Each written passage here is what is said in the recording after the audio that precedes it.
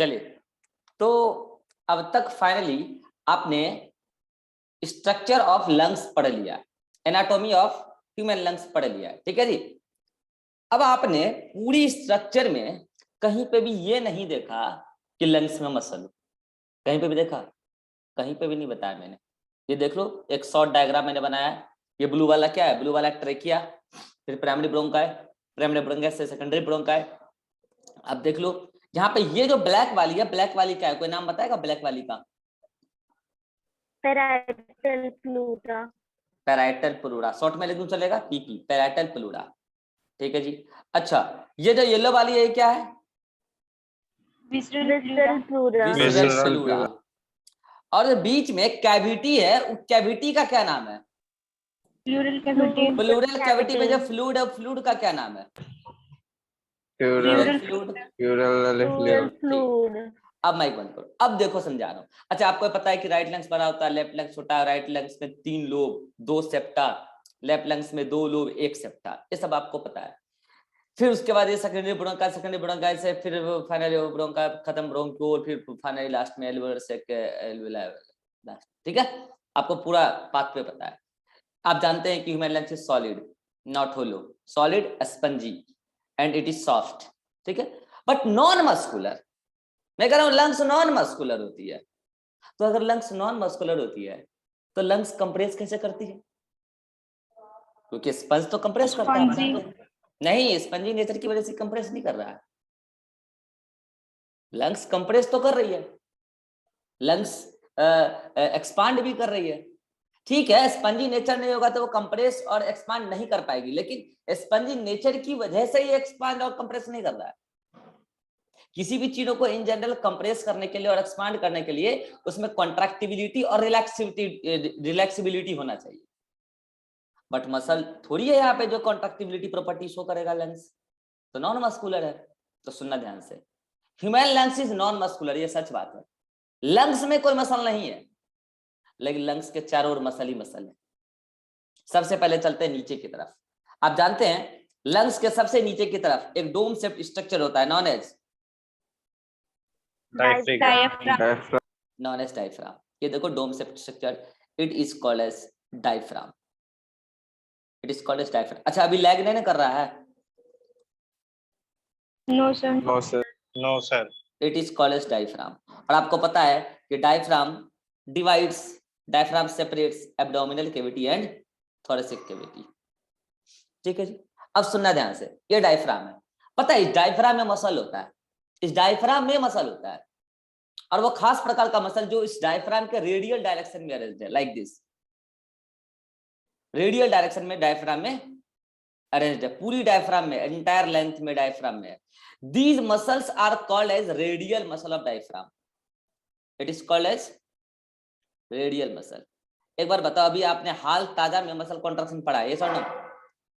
और आपको ये भी पता है कि मसल कॉन्ट्रैक्शन के लिए मसल्स को न्यूरॉन का सप्लाई होना बड़ा जरूरी है, अदरवाइज उसको इंपल्सन नहीं जाएगा कि कॉन्ट्रैक्ट हो जाओ। तो मसल जाता है, मसल को न्यूरॉन गया होगा, कौन सा न्यूरॉन गया है इसको? तो एक न्यूरॉन इसको गई है, that is the phrenic nerve, phrenic nerve. जो नर्व इसको गई है उस नर्व का नाम है फ्रेनिक नर्व। अब मुझे एक बात बताओ, अगर इसको फ्रेनिक नर्व गई है तो फ्रेनिक किसको गई है? रेडियल मसल को। तो इसी वजह से रेडियल मसल को भी कई बार क्या बोल देते हैं आमतौर पर? Phrenic muscle. हालांकि फ्रेनिक नाम है किसका? नर्व का। कई बार चूंकि इसको फ्रेनिक नर्व का सप्लाई है तो इसको कई बार क्या बोलते हैं? फ्रेनिक मसल, ठीक है जी। अब देखो पूरे के यहां से वहां, ये पूरा क्या है? रेडियल डायरेक्शन में, ये पूरा का पूरा क्या है? डायफ्राम में रेडियल मसल, जो डायफ्राम का पार्ट है ये रेडियल मसल, इस तरीके से उसके रेडियल डायरेक्शन में अरेंज। जैसे ये ना, मान लो कि डायफ्राम है तो उसके रेडियस पे, उसके रेडियल डायरेक्शन पे ऐसे ऐसे गोल गोल अरेंज्ड है, ठीक है। ऐसे अगर और अच्छे से दिखाना हो तो आप ऐसे दिखा सकते हो, अरे आप समझ जाना, ठीक है। रेडियल डायरेक्शन में एक तो ये मसल हुआ। देखते चलना मैं कितना मसल बताऊंगा लंग्स के चारों। अब याद करो, कल मैंने आपको रिब केज पढ़ाया था, अगर किसी बच्चे को याद आ रहा हो। उस रिब केज के अंदर रखा होता है हमारा 2 लंग्स, और लंग्स के बीच में रखा होता है हार्ट। तो रिब केज का सबसे निचला हिस्सा कौन बना रहा था? पोस्टीरियर पार्ट कौन बनाता था रिब केज का? Dome shape. हाँ, डोम शेप, क्या नाम बोलो? डायफ्राम। डायफ्राम, यह है डायफ्राम, ठीक है जी। तो डायफ्राम तो नीचे हो गया। अब याद करो ऊपर ऊपर का हिस्सा कौन बनाता था? ऊपर का हिस्सा anterior clavicle bone, Clavicle. Clavicle bone और Clavicle. नेक, गर्दन और क्लेविकल बोन मिलके ऊपर का हिस्सा बना देता था पूरा, ठीक है। अच्छा आगे का हिस्सा कौन बनाता था? स्टर्नम और रिब्स। Sternum. पीछे का हिस्सा थोरेसिक वर्टिब्री एंड रिब्स, और साइड का हिस्सा केवल रिब्स। Rib यानी कि cage. रिब्स आगे भी है, पीछे भी है और साइड से भी है। रिब्स अगर हम देखें आगे पीछे साइड तीनों तरफ है, नीचे डायफ्राम है, ऊपर नेक और क्लेविकल बोन है। याद करो इस पूरे हड्डी के चारों ओर, मैंने कहा था इस हड्डी के चारों ओर एक फ्लूइड लेयर होती है, याद है, जिसको हम कह रहे थे थोरेसिक फ्लूइड, और वो भी सिलोमिक फ्लूइड है, थोरेसिक फ्लूइड। यानी कि मैं काम करूं, देखो अभी मैं इस 2D की बात 3D की बातें तो 2D में नहीं ना बता सकता हूं, लेकिन आप फील तो कर सकते हैं ना। अगर मैं इसके चारों ओर अगर थोरेसिक कैविटी का लाइनिंग दिखाऊं तो आप समझ तो सकते हैं ना कि हाँ हाँ ये थोरेसिक कैविटी होगा। तो ये देखो मैं थोरेसिक कैविटी दिखा रहा हूँ, नीचे डायफ्राम दिखाई चुका हूं, ये देखो ये पूरा मैंने क्या दिखाया, थोरेसिक लाइनिंग में चारों ओर से दिखा रहा हूं।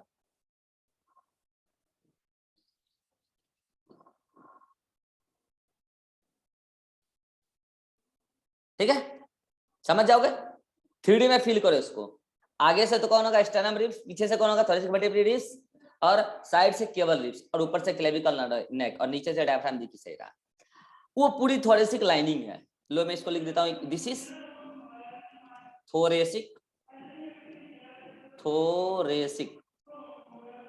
Thoracic lining.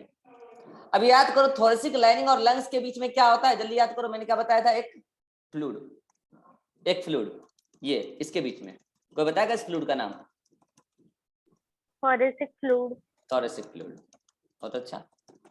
यहाँ पे ये भी सिलोमिक लेयर है, क्योंकि ब्लैक वाली है पैराइटल प्लूरा, वो मेसोडर्म, ठीक है, और ये जो थोरेसिक लाइनिंग है वो भी मेसोडर्म, तो ये भी एक प्रकार का सिलोमिक फ्लूइड है, थोरेसिक सिलोमिक फ्लूइड बोल सकते हो, थोरेसिक सिलोमिक फ्लूइड। देखो ये एनाटॉमी आपको समझ में आ जाएगा ना मसल्स का, तब आपको पूरा स्ट्रक्चर समझ में आ जाएगा। अब सुनना ध्यान से, ऊपर और नीचे का तो छोड़ो, ऊपर में कोई मसल नहीं है, ये ऊपर में एंटीरियर पार्ट में कोई मसल नहीं है। जल्दी से बताओ इस पूरे एनाटॉमिकल सेटअप में पोस्टीरियर की तरफ कौन सा मसल है? Radial Diaphragm. ऊपर की तरफ कोई मसल नहीं है। अब आते हैं पीछे, आगे और साइड। मुझे बताओ इस तीनों डायरेक्शन में रिब्स है, लेकिन रिब्स का मेजर पार्ट कहां है? रिब्स का Thoracic fluid. नहीं, आगे पीछे या साइड में? मैं ये साइड और आगे, Side में. साइड और आगे मेजर पार्ट यही है, साइड और आगे, क्योंकि जो स्टर्नम बोन होता है वो काफी छोटा बोन है, और जो पीछे थोरेसिक वर्टिब्री है वो उसके कंपैरिजन में छोटा है, तो पीछे रिब्स का थोड़ा सा ही पार्ट गया है, रिब्स का आगे और साइड का पूरा ज्यादा मेजर पार्ट है, ठीक है। तो अब देखो मैं यहाँ पे रिब्स तो बना नहीं पाऊंगा, आपको बस फील ही करना पड़ेगा कि हाँ हाँ वो रिब्स होगा, तो मैं यहाँ पे ग्रीन कलर से रिब्स बना रहा हूँ, आपको फील करना पड़ेगा कि हाँ वो रिब्स है। जैसे ये देखो एक रिब्स, ऐसे फील कर पा रहे हो कि ये रिब्स है? 3D में फील करो, ये रिब्स है, ये रिब्स है, ये रिब्स है, ठीक है। ऐसे कई सारे रिब्स हैं यहाँ पे, ठीक है। वो पूरा हड्डी वगैरह का तो पूरा डिटेल स्ट्रक्चर आएगा, पूरा चैप्टर स्केलेटल सिस्टम में आएगा, ठीक है। ये रिब्स है। अब सुनना ध्यान से, ये क्या लो मैं लिख देता हूँ, ये रिब्स है। अब इस कुछ मसल्स इस रिब्स के साथ अटैच्ड होती है, सुनना ध्यान से मेरे बात। ये रिब्स ना केवल यहां नहीं है भैया मेरे, ये रिब्स आगे पूरा ऐसा कंटिन्यूटी में है। मैं नहीं बना रहा हूं क्योंकि डायग्राम हो जाएगा आपका घुचड़ू, क्योंकि पूरा पिंजरा बना हुआ आपको आगे पूरा कंटिन्यूटी में नहीं है, यहां तक ऐसे है, फिर यहाँ पे स्टर्नम बोन है उससे अटैच्ड है, ये वाला रिब्स इधर यहाँ तक कंटिन्यू है, तो मतलब ये रिब्स ऐसे यहाँ तक कंटिन्यू है। कितने लोग समझ पा रहे हैं मैं क्या बोलना चाह रहा हूँ? हाथ खड़ा करना। और ये पीछे से भी ऐसे थोरेसिक वर्टिब्री तक है, फील कर पाओ इसको, ठीक है। 3D में जाल एक पिंजरा उसको समझो, ठीक है। अब इस रिब्स के साथ कुछ स्पेशल मसल अटैच्ड होते हैं, और यहाँ पे बच्चों को थोड़ा होता है कंफ्यूजन, तो सुनना ध्यान से।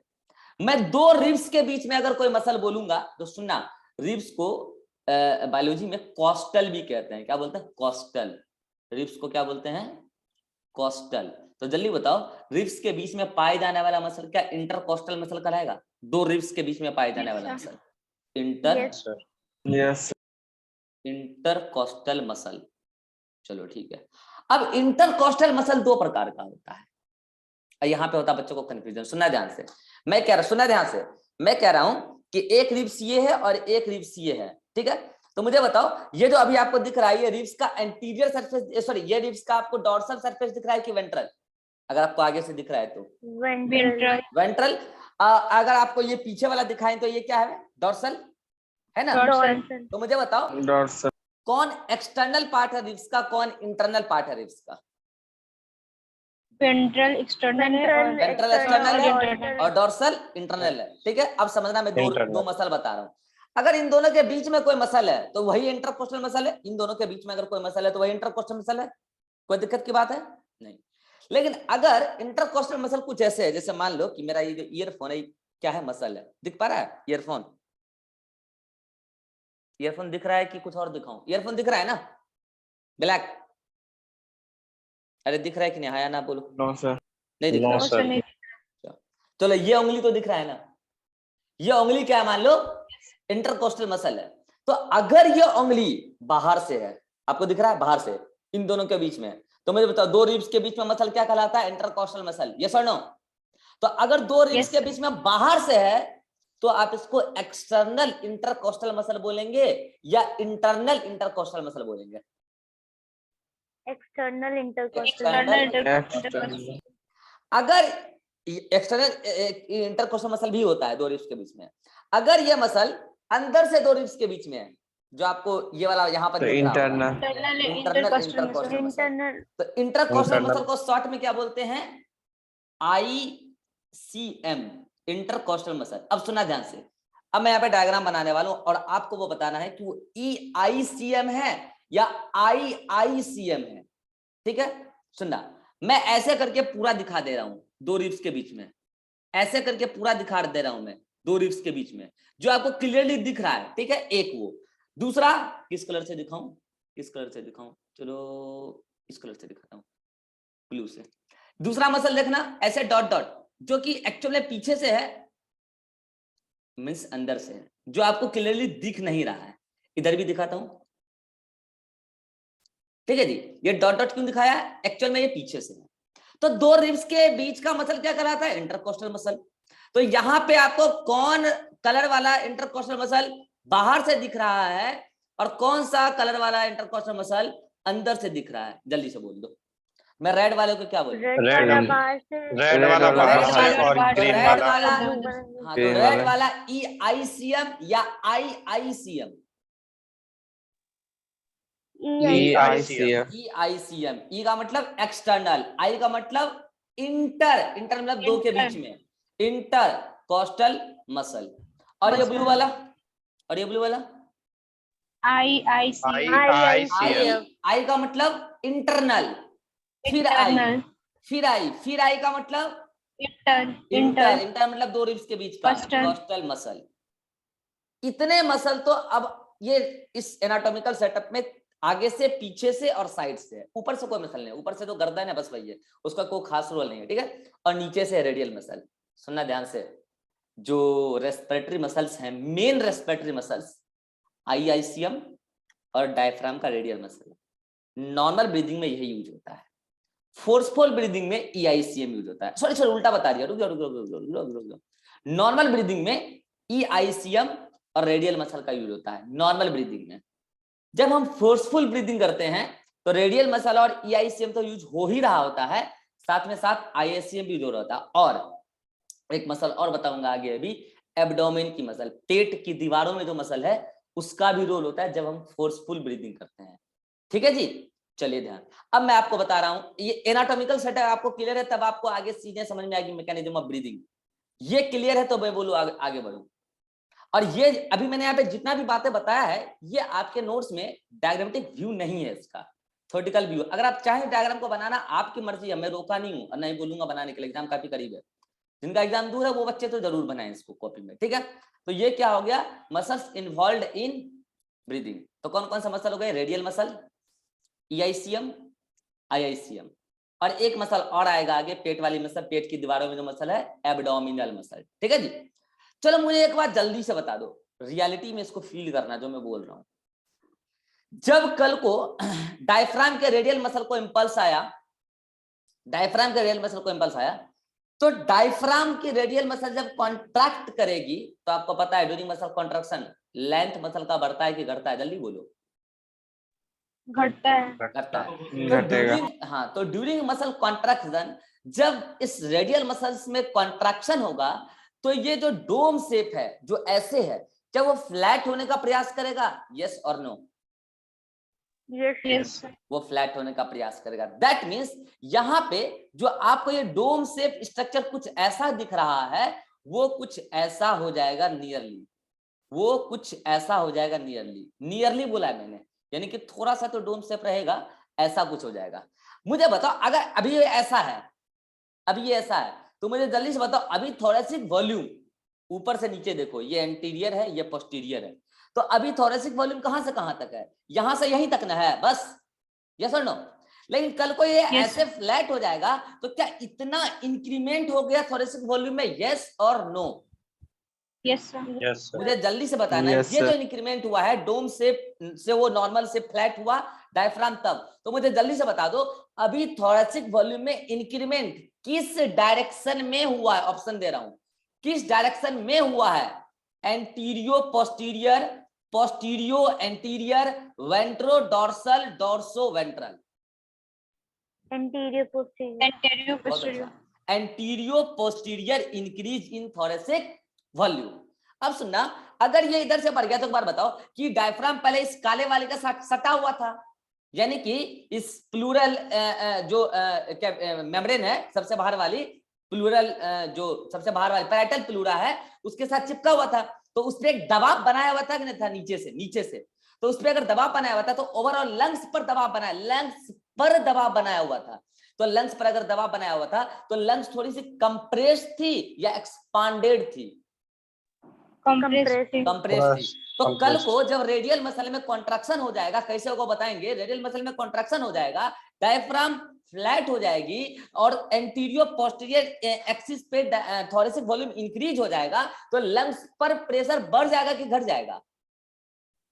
बढ़ जाएगा। लंग्स पर प्रेशर अगर घट जाएगा, लंग्स पर प्रेशर घट जाएगा, लंग्स पर प्रेशर अगर घट जाएगा तो लंग्स एक्सपांड कर जाएगी या लंग्स कंप्रेस कर जाएगी? एक्सपांड कर जाएगी। तो लंग्स अगर एक्सपांड कर जाएगी तो लंग्स के अंदर का वॉल्यूम पहले इतना ही था, अगर लंग्स एक्सपांड कर जाएगी तो लंग्स के अंदर का वॉल्यूम बढ़ जाएगा। पहले वो कंप्रेस थी, वो एक्सपांड की, फैल गई, तो लंग्स के अंदर का वॉल्यूम, लंग्स के अंदर का वॉल्यूम क्या था? पल्मोनरी वॉल्यूम, पल्मोनरी वॉल्यूम बढ़ जाएगा। तो जल्दी बताओ अगर पल्मोनरी वॉल्यूम बढ़ जाएगा तो पल्मोनरी प्रेशर यानी कि लंग्स के अंदर का प्रेशर बढ़ जाएगा कि घट जाएगा? घट जाएगा, क्योंकि बात क्या है, गैसेस है, गैसेस। अगर आप वॉल्यूम बढ़ा दे, पीवी को नाटी लगा लेना, अगर आप वॉल्यूम बढ़ा दिए तो प्रेशर घट गया, बाकी सब कुछ अगर कांस्टेंट है तो प्रेशर घट गया। अगर प्रेशर घट गया तो जल्दी से बताओ एयर जो एटमॉस्फेयर से अंदर आने के प्रयास कर रहा था, क्या वो अपने आप अंदर की तरफ रस आउट हो जाएगा, रस इन हो जाएगा? यस और नो? Yes sir. तो बताओ जब डायफ्राम का रेडियल मसल कॉन्ट्रैक्ट हुआ तो इंस्पिरेशन हुआ या एक्सपायरेशन हुआ? इंस्पिरेशन। अब इसका जस्ट उल्टा कर दो, अभी मैं मैकेनिज्म पढ़ा नहीं रहा हूं, मैं आपको फील करा रहा हूं, अब इसका जस्ट उल्टा कर दो। एक्सपायरेशन में क्या होगा?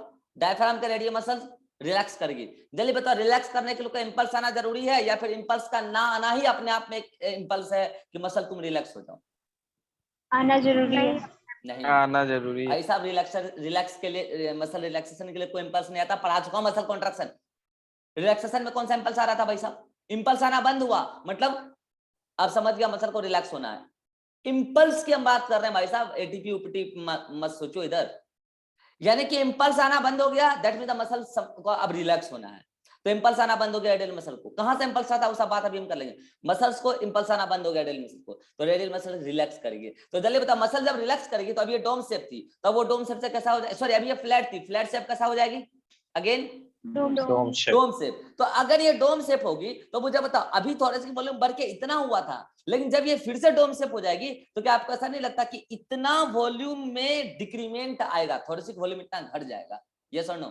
Yes sir. और वो जो घटेगा, जल्दी से बताना, थोरेसिक वॉल्यूम घटेगा किस डायरेक्शन में? Antero posterior direction, postero anterior direction, dorso ventral Posterior direction, anterior. posterior anterior. Thoracic volume घट जाएगा। अगर थोरेसिक वॉल्यूम घट जाएगा तो लंग्स पर प्रेशर जो डायफ्राम डाल रहा था वो बढ़ेगा कि घटेगा? लंग्स पर प्रेशर बढ़ जाएगा। अगर लंग्स पर प्रेशर बढ़ जाएगा तो जल्दी बताओ लंग्स कंप्रेस करेगी या एक्सपांड कर जाएगी?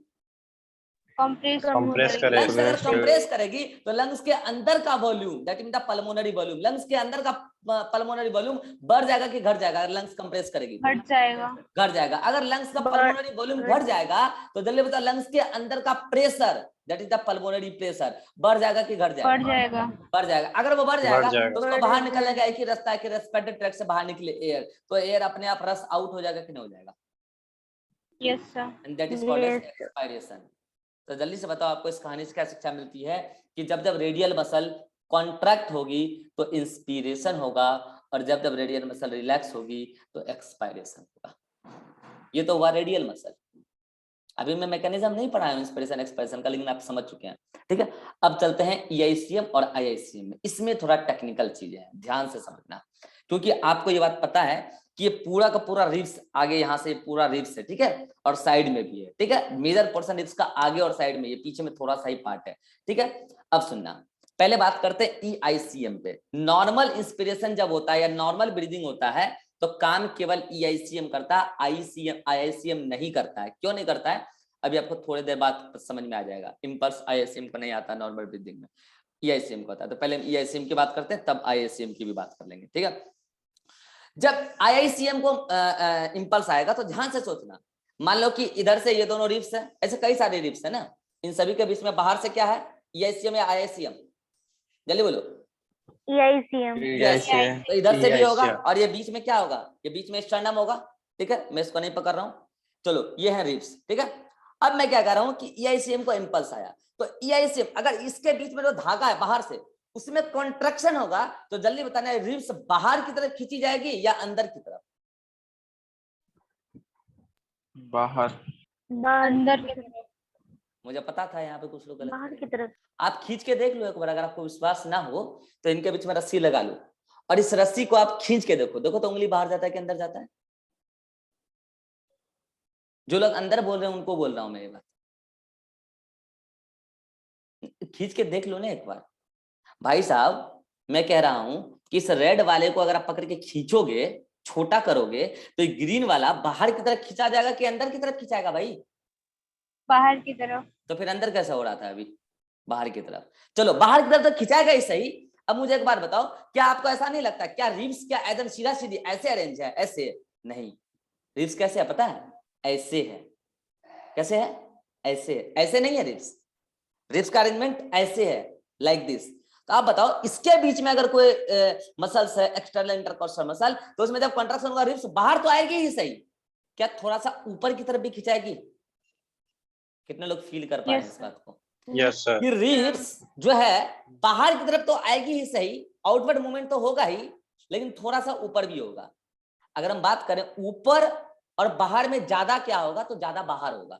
जब आप सांस लेते हो तो आपको छाती बाहर आता ज्यादा दिखता है, ऊपर रहता हुआ दिखता भी नहीं है उतना, बाहर आता हुआ ज्यादा दिखता है एज कंपेयर टू ऊपर, लेकिन ऊपर भी आता है थोड़ा सा। तो अब मुझे जल्दी से बताओ, जब ये ईआईसीएम में कॉन्ट्रैक्शन होगा तो ribs upward and outward movement show करेगा। तो उसके वजह से जल्दी से बताओ, क्या ये रिब्स के जो रिब्स जिसे जुड़े हुए हैं कौन? Thoracic lining. क्या थोरेसिक लाइनिंग पहले इस प्लूरल जो पैराइटल प्लूरा है, क्या उस पर प्रेशर लगा के रखा हुआ था पहले से? यस और नो? Yes sir. तो अगर Yes, ये रिब्स ही पूरा का पूरा बाहर खींचा जाएगा तो थोरेसिक लाइनिंग भी बाहर खींचाएगा, तो थोरेसिक फ्लूइड भी बाहर की तरफ जाएगा। तो मुझे जल्दी से एक बात बताना, क्या लंग्स पर जो प्रेशर पहले पड़ रहा था उतना ही पड़ेगा या अब कम पड़ेगा? कम पड़ेगा। कम पड़ेगा। कम दैट मींस पड़ेगा। कुल मिला के आपने क्या किया, ईआईसीएम में कॉन्ट्रैक्शन हुआ तो ये पूरा का पूरा थोरेसिक लाइनिंग यहां आ गई। इसका मतलब थोरेसिक वॉल्यूम बढ़ गया कि घट गया? जल्दी बोलो। बढ़ गया। बढ़ गया। जल्दी से मुझे सवाल का जवाब दो। थोरेसिक वॉल्यूम बढ़ गया। Option in postero anterior axis, in antero posterior axis, in ventro dorsal axis, in dorso ventral axis. आराम से, वेंट्रोडोर्सो। आराम से सोच लो। Dorso ventral. शाबाश, डोर्सोवेंट्रल। रेबहॉट अंदर से बाहर की तरफ गया है, और जो चीज बाहर की तरफ जा रहा है मतलब वेंट्रल की तरफ जा रहा है ना, सोच लो एक बार, यस सुन- सर। वेंट्रल से वेंट्रल की तरफ जा रहा है तो डोर्सोवेंट्रल एक्सिस। लेकिन अब बताओ क्या ये ऑप्शन सही है, या इससे भी कोई सही ऑप्शन हो सकता है? इससे भी सही ऑप्शन क्या हो सकता है पता है? डोर्सोवेंट्रल एंड पोस्टीरियो एंटीरियर एक्सिस। कितने लोग समझ पाए मैं क्या बोल रहा हूं? क्योंकि थोड़ा सा ऊपर भी तो हो रहा है। मोर करेक्ट ऑप्शन क्या होगा? Dorsoventral and postero anterior axis, because when EICM contract ribs moves outward and upward both. हाँ बट थोड़ा सा ही ऊपर जाता है, इसलिए मेन एक ऑप्शन चूज करना हो तो आप सुनना डोर्सोवेंट्रल एक्सिस। जल्दी से बताओ, अगर रिब्स के मूव करने से थोड़ी सी वॉल्यूम बढ़ गया इन डोर्सोवेंट्रल एक्सिस, तो लंग्स पर पड़ने वाला प्रेशर बढ़ गया कि घट गया? घट गया। तो लंग्स एक्सपांड करेगा कि कंप्रेस करेगा? एक्सपांड करेगा। करेगा। लंग्स एक्सपांड करेगा। लंग्स एक्सपांड करेगा तो लंग्स के अंदर का पल्मोनरी वॉल्यूम बढ़ेगा कि घटेगा? बढ़ेगा। तो पल्मोनरी वॉल्यूम बढ़ेगा तो pulmonary pressure, intra pulmonary pressure बढ़ेगा कि घटेगा? घटेगा। घटेगा। तो घटने से क्या होगा? घटेगा। एयर अंदर आ जाएगा कि एयर अंदर का बाहर चल जाएगा? अंदर आएगा। एटमॉस्फेयर का एयर अंदर जाएगा। अंदर दैट मींस बाहर जब चल जाएगा। EICM कॉन्ट्रैक्ट होगा तो क्या होगा? इंस्पिरेशन या एक्सपिरेशन? इंस्पिरेशन। इंस्पिरेशन। अब आ जाओ एक्सपायरेशन में क्या होगा? क्या करें? EICM को इंपल्स आना बंद हो गया, सिंपली, और कुछ नहीं हुआ, इंपल्स आना बंद। जल्दी बताओ, EICM को इंपल्स आना बंद तो EICM क्या करेगा? कॉन्ट्रैक्ट या रिलैक्स? कॉन्ट्रैक्ट। जल्दी बताओ, इन सब के बीच के धागे को पहले आपने कॉन्ट्रैक्ट करके रखा था तो ये ऊपर और बाहर था, जब ये रिलैक्स होगा तो जल्दी बताओ डायफ्राम ये रिब्स किधर की तरफ मूव करेगा? बाहर रिब्स अंदर और थोड़ा सा नीचे की तरफ move अंदर की करेगा। तरफ। अच्छा सॉरी अंदर और थोड़ा सा नीचे की तरफ मूव करेगा, यानी कि वेंट्रोडोर्सल एक्सिस एंड एंटीरियो पोस्टीरियर एक्सिस पर मूव करेगा। अगर ऐसा होगा तो जल्दी से बताओ, जो थोरेसिक लाइनिंग बाहर की तरफ शिफ्ट हो गई थी और ऊपर की तरफ शिफ्ट हो गई थी थोड़ा सा, वो क्या हो जाएगी? अपने नॉर्मल प्रेशर पे आ जाएगी। तो थोरेसिक वॉल्यूम बढ़ेगा कि घटेगा? घटेगा। थोरेसिक वॉल्यूम घटेगा तो लंग्स पर प्रेशर बढ़ेगा कि घटेगा? बढ़ेगा। बढ़ेगा। अगर लंग्स पर प्रेशर बढ़ेगा तो लंग्स कंप्रेस करेगी कि एक्सपांड करेगी? कंप्रेस कंप्रेस करेगी। अगर करेगी। लंग्स कंप्रेस करेगी तो करेगी। लंग्स के अंदर का प्रेशर बढ़ेगा कि घटेगा? बढ़ेगा। तो बढ़ेगा। लंग्स के अंदर का प्रेशर अगर बढ़ेगा तो एयर बाहर जाएगा कि एयर और अंदर आ जाएगा? बाहर जाएगा। एयर बाहर एयर जाएगा। बाहर जाएगा तो इट इज एक्सप्रेशन और inspiration? Expiration. It is expiration. यही है भाई साहब। नॉर्मल ब्रीदिंग में रेडियल मसल EICM दोनों एट अ टाइम वर्क करता है। नॉर्मल ब्रीदिंग में, मैं नॉर्मल ब्रीदिंग की बात कर रहा हूँ, फोर्सफुल की नहीं, ठीक है जी। फोर्सफुल ब्रीदिंग में क्या होता है? तो फोर्सफुल ब्रीदिंग में ये तो काम कर ही रहा होता है, लेकिन EICM भी काम कर रहा होता है। वो अभी बताऊंगा, अलग से बताऊंगा मैं आपको बस फील करा रहा हूँ हर मसल का रोल क्या है, ठीक है। चलो IICM का मैं रोल बता दूं एक बार जल्दी से। अब आप बताओ, ये रिब्स है, अंदर से कोई मैसेज है, अगर EICM को कहां से मैसेज आता है, IICM को कहां से आता, वो सब अभी मैं अगले मीटिंग में लूंगा, रुक जाओ। चलो IICM को मैसेज आया, आज मान लो आज का दिन था कि IICM को मैसेज आया है, ठीक है, इंपल्स आया है। जब IICM को इंपल्स आएगा तो IICM कॉन्ट्रैक्ट करेगी कि रिलैक्स करेगी? कॉन्ट्रैक्ट। IICM कॉन्ट्रैक्ट करेगी तो रिब्स एंड स्टर्नम दोनों, क्योंकि दोनों अटैच है ना, ribs and sternum upward and outward जाएगा या इनवर्ड और डाउनवर्ड आएगा? इनवर्ड और डाउनवर्ड आएगा। तो जल्दी से बताना, अगर ये इनवर्ड और डाउनवर्ड आएगा, इनवर्ड और डाउनवर्ड, तो डायरेक्शन बताना जल्दी से। वही पोस्टीरियो एक्सिस, एंटीरियो, वही आप सोच के बताओ जल्दी से। IICM किस डायरेक्शन में? IICM अंदर की तरफ आएगा तो थोरेसिक वॉल्यूम क्या होगा? बढ़ेगा कि घटेगा? ये बताओ। घटेगा। तो थोरेसिक वॉल्यूम किस डायरेक्शन में घटेगा? ऑप्शन एंटीरियो पोस्टीरियर, पोस्टीरियो एंटीरियर, डोर्सोवेंट्रल, डोर्सोवेंट्रल, वेंट्रोडोर्सल, एक चूज करना है। एंटीरियो पोस्टीरियो। नहीं भाई साहब, अंदर की तरफ जा रहा है ना। अरे भाई साहब, वेंट्रोडोर्सल, हाँ सही बात है, वेंट्रोडोर्सल, बाहर से अंदर की तरफ जा रहा है। हाँ, मोर करेक्ट आंसर क्या होगा? वेंट्रोडोर्सल एंड एंटीरियो पोस्टीरियर, थोड़ा सा डाउनवर्ड भी जाता है। तो जल्दी से बताओ, अगर ऐसा होगा थोरेसिक वॉल्यूम घटेगा तो लंग्स पर प्रेशर बढ़ेगा कि घटेगा? बढ़ेगा। लंग्स पर प्रेशर बढ़ेगा। तो बढ़ेगा। लंग्स पर प्रेशर बढ़ेगा तो लंग्स और कंप्रेस करेगी कि रिलैक्स करेगी? कंप्रेस Compress करेगा। करेगा। अगर कंप्रेस करेगी तो लंग्स के अंदर का वॉल्यूम और बढ़ जाएगा कि घट जाएगा? और बढ़ बढ़ जाएगा। जाएगा। बढ़ जाएगा। और घट जाएगा तो लंग्स के अंदर का प्रेशर और बढ़ जाएगा कि घट जाएगा? बढ़ जाएगा। तो अगर ऐसा होगा बढ़ लंग्स के जाएगा। अंदर का प्रेशर और बढ़ जाएगा तो एयर तेजी से बाहर निकलेगा कि धीरे धीरे बाहर निकलेगा? तेजी से बाहर निकलेगा। तेजी जैसे से आप बाहर समझ निकलेगा। चुके हैं कि IICM फोर्सफुल ब्रीदिंग में तो हेल्प करेगा, लेकिन ये फोर्सफुल एक्सपायरेशन में रोल प्ले कर रहा है या फोर्सफुल इंस्पायरेशन में रोल प्ले कर रहा है? एक्सपायरेशन में फोर्सफुल Expiration. और सुन लेना, फोर्सफुल इंस्पायरेशन के लिए रेडियल मसल और EICM अकेला काफी है। वही दोनों जोर से थोड़ा सा कॉन्ट्रैक्ट कर लेता है तो फोर्सफुल इंस्पायरेशन हो जाता है। लेकिन फोर्सफुल एक्सपायरेशन करने के लिए रेडियल मसल और EICM तो रिलैक्स हो ही रहा है, लेकिन उस समय IICM कॉन्ट्रैक्ट हो रहा है। हेलो, उस समय IICM कॉन्ट्रैक्ट हो रहा है। अभी मैं मैकेनिज्म पढ़ाया नहीं हूं, अभी तो मेरा इस स्लाइड में बस मसल्स का नाम बताना था, बस मैकेनिज्म फिर से पढ़ाऊंगा अभी अगले मीटिंग में। लेकिन हाँ, ये डायग्राम मैं दोबारा नहीं बनाऊंगा। ये डायग्राम अगर आपको समझ में आया है तब बात आपको आगे समझ में आएगी।